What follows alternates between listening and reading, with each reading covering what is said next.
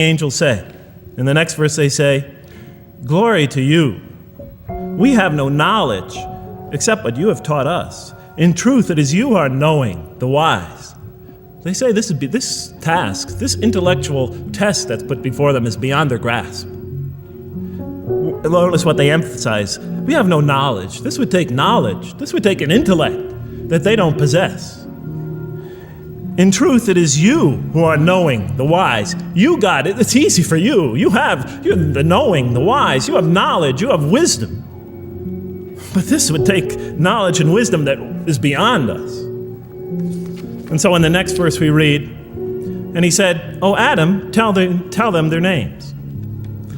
And when he had told them their names, notice how it's just like it's nothing for him. For mankind, he has this phenomenal ability. And when he had told them their names, as if it's just a triviality for man, he names them. "O Adam, tell them their names." And when he had told them their names, God said, "Did I not tell you that I know what is unseen in the heavens and the earth? And I know what you reveal and conceal?" And he's clearly going back to the angel's question. Yes, you have these natural concerns about the creation of mankind. Yes, he could do these evil things. But look at this tremendous intellect he has. This is something you have overlooked, that you haven't considered. And that's clearly the point of these verses. Even though I felt that the author didn't quite, it was as if I realized that he didn't misunderstand the story. He was taking one of the great stories in the history of humankind, one of the fundamental greatest stories in the history of mankind, and molding it and using it as a vehicle for an entirely original message. And God said, "Did I not tell you that I know what is unseen in the heavens and the earth? And I know what you reveal and what you conceal?" In other words, didn't I tell you I know exactly what I'm doing? And then in the next, and didn't I not tell you that I know what you reveal and conceal? I looked at that. What did they reveal and what did they conceal? What did their question reveal and conceal?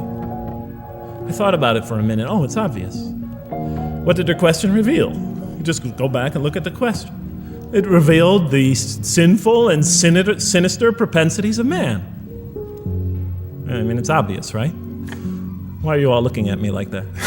You're starting to scare me. You're all looking very serious. Am I losing you? Wow. Okay. So, they revealed the sinister and evil propensities of man. But what did their question conceal? And all you have to do is think about it for a minute. Human beings, yes, they could do evil. Yes, they could do wrong. Yes, they could create misery. But they could also do exactly the opposite. They could choose to do evil. They could choose to do tremendous good. They could choose to do tremendous violence. They could choose to show tremendous compassion.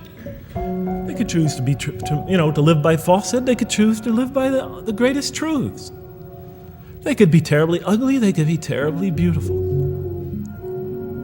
And up until that point in my life, I, like the angels, that only saw one side of the coin. For the first time when I read that verse, believe it or not, it was an eye-opener for me.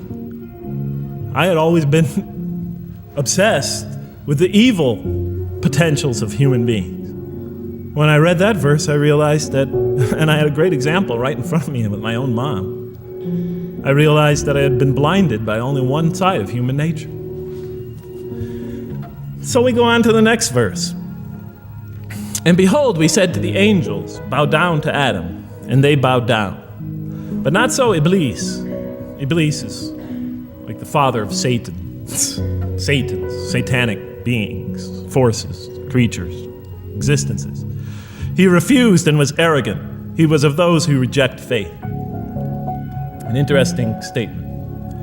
"And behold, we said to the angels, bow down to Adam, and they bowed down." Bowing down could symbolize two things. Bowing down could symbolize the superiority or potential superiority of one being over another, and so they bowed down to them. Bowing down could also mean that they serve that creature in some respect. Of course, the Quran says that all beings serve God, all created beings serve God. But this verse seems to be indicating, and the rest of the Quran will make it clear, that these angelic beings, these angelic entities, will serve the development of mankind. We'll even see later that the satanic beings serve the development of mankind. Both forces, angelic and satanic, will serve the development of mankind. Because one will present man with a choice to do the most altruistic things.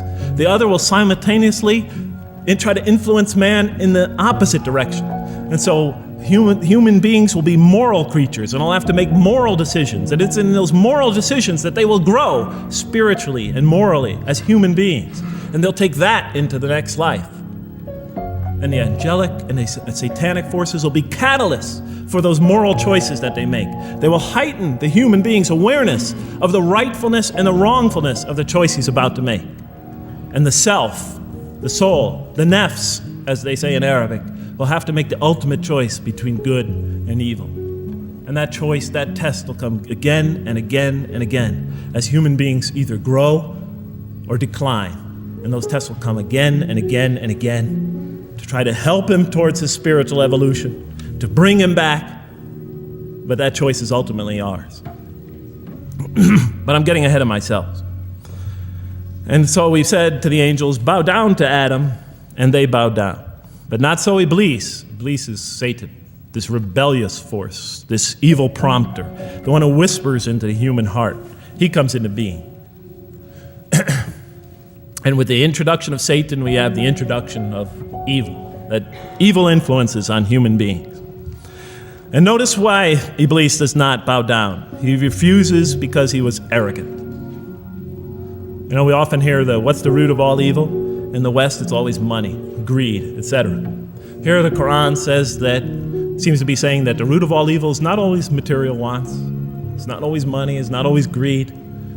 At the heart of evil is arrogance.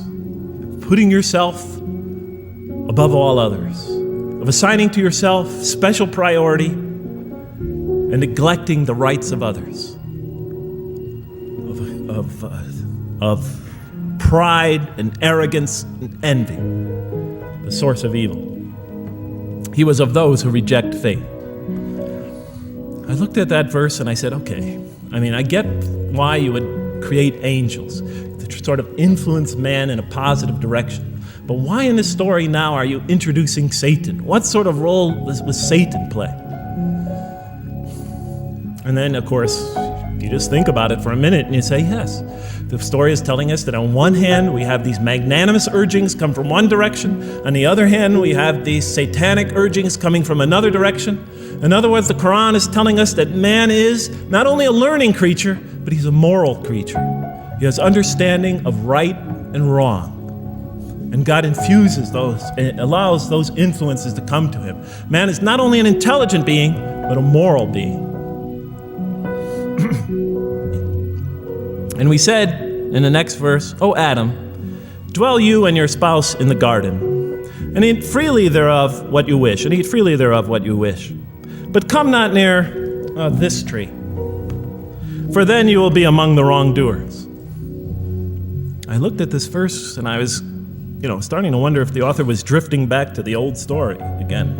I was confused. And we said, O Adam, dwell you and your spouse in the garden, and eat freely thereof what you wish. But come not near this tree, for you will be among the wrongdoers. I thought it was drifting back to the old story. Man sins, man's punished for his sins with earthly life. Maybe the author is drifting, he had a good idea, and now he's drifting back to the sort of traditional story. Maybe he couldn't make his mind up what story he wanted. Except for a couple things about this verse, and this happened with almost every verse as I read through it, is that the whole tenor of the passage is sort of not what you would expect. I noticed that the Quran in this story has a tremendous penchant for understating things. Because it says,